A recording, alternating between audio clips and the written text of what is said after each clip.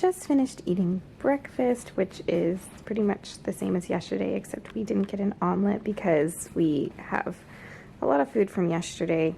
And over here we have my beautifully made bed. It's one of the first things I like to do in the morning is make the bed because I don't want to be tempted to get back into it.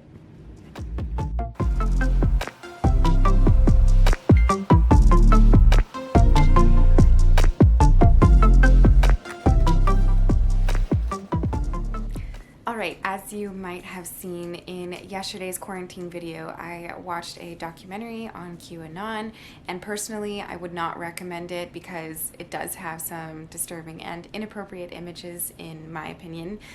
But it was definitely good to know about, especially because QAnon is linked to a lot of evangelical Christians, and if I identify as an evangelical Christian, I have to be very careful, especially because this is a conspiracy theory, and I don't really want to be linked to something like that. So I think as Christians, it is good to just be aware of what people link us to, and if you're not a Christian, also just be aware that not every Christian thinks the same.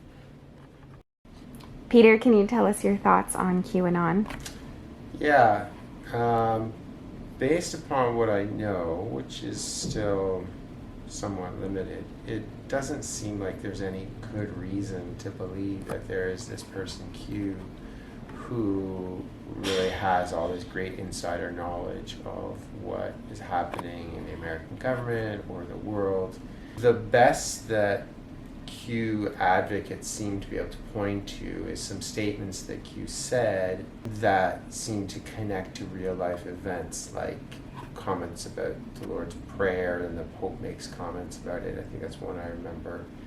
But Q seems to take all kinds of vague comments and all kinds of things. If you do enough things like that, you're eventually going to have some connection to real life events just by chance. So I don't see any reason to believe that Q is anything other than somebody who is, playing a massive joke on much of the American populace and possibly the world.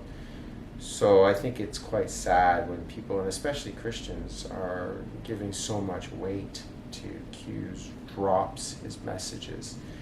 And I think it brings discredit to the Christian community when there's lots of Christians involved in all of that. So yeah, I don't think Christians should be buying into this, and it's a sad thing. If Christians are buying into conspiracy theories that don't have any evidence for them, why should anybody believe us when we say that Jesus rose from the dead 2,000 years ago?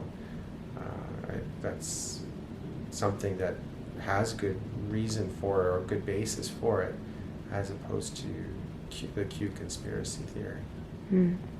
Thanks for sharing your thoughts. My pleasure.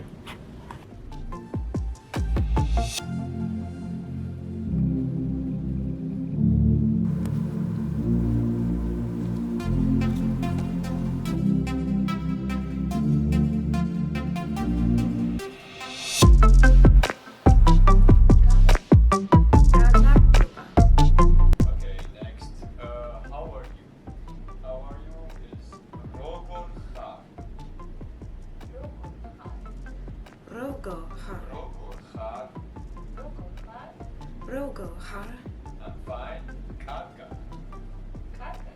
Karga. I am taking a quick water break and just wanted to show you this wonderful, beautiful tumbler my friends got me that is personalized. So you can see here that there's like a little dot in the Toronto area. This is Ontario. There's a dot around the Toronto area because that's where we left from, and we're going to Georgia, and this right here is where Tbilisi is. And on the other side over here it says minorities. So shout out to my friends Shannon and Christy who got it personalized by another friend named Lois, so shout out to Lois as well. It's made with this company called Simple Modern.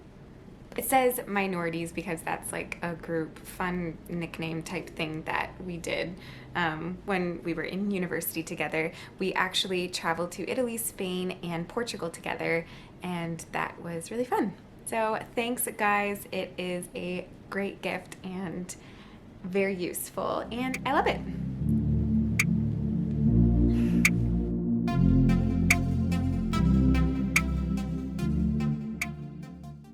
It's almost 8 p.m. here, and I'm talking quietly because Peter is sleeping, although he does have earplugs in, so that's good. In an hour, I have a bridal shower to go to online. One of my friends is getting married, which is super exciting. This will actually be my third online bridal shower that I've attended, and the first one I attended was my own. Some people think online bridal showers aren't as good as having them in person, but I think they can actually be really fun. There are games that you can play online that you can't necessarily play in person. Anyway, I had fun at the last two that I was at. Obviously, I had fun at the first one because it was my own, but I also had fun at the second one, and I know that I'm going to have lots of fun at this one too, because honestly, it's really all about being together with your friends and enjoying the time of engagement and being excited for each other, that this is a new journey that someone is stepping into.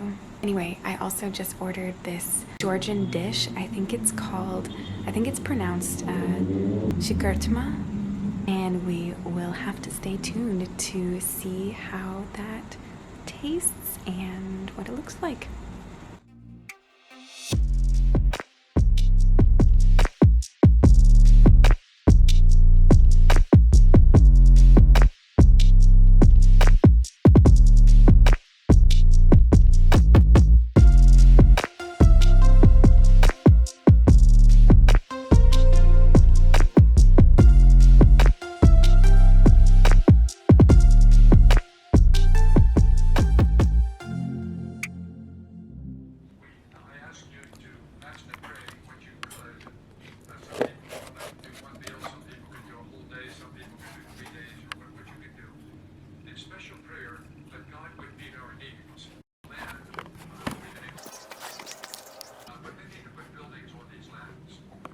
Honestly, I really like to do a lot of people watching, and I'm talking quietly because Peter is taking a nap.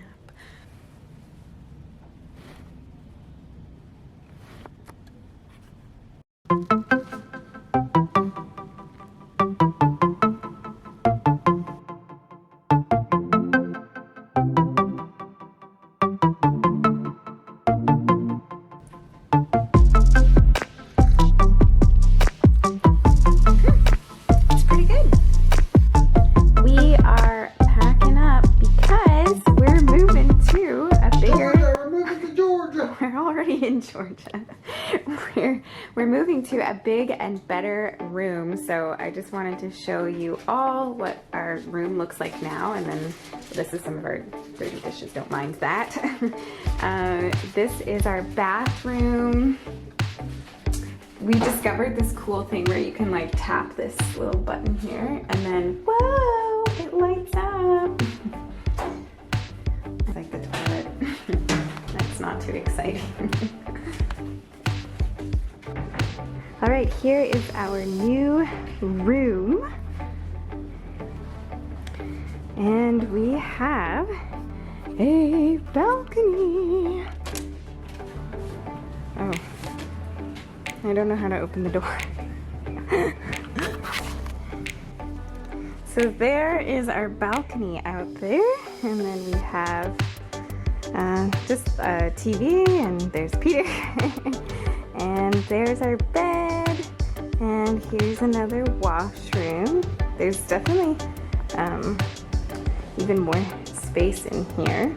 The shower space, it looks like it's smaller, but the space out here is bigger, which is nice because then we have lots of room to walk around. And we are especially looking forward to using that balcony.